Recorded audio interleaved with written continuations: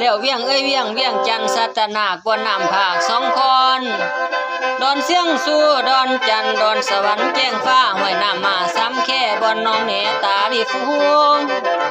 เขตหัวผู้เดินเล่าบอนซ้ายขาวห้วยไข่ห้วยดอกไม้คำมอนตุลาคม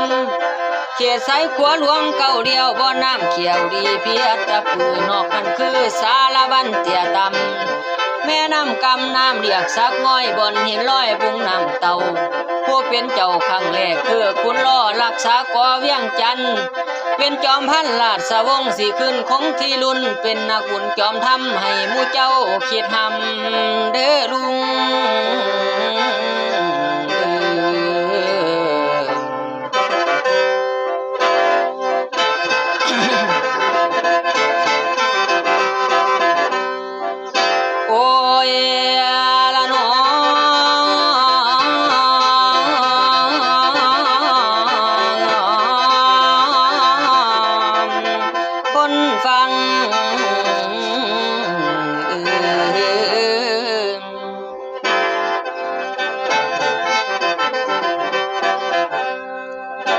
ละเมรา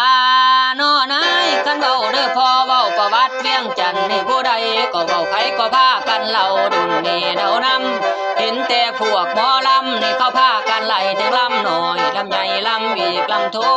เบิ่งนั่นเด้อเบิ่งเขาพากันโซจนเป็นเซลสัวแต่หากเบาไปทั่วจับหน้าใส่หลัง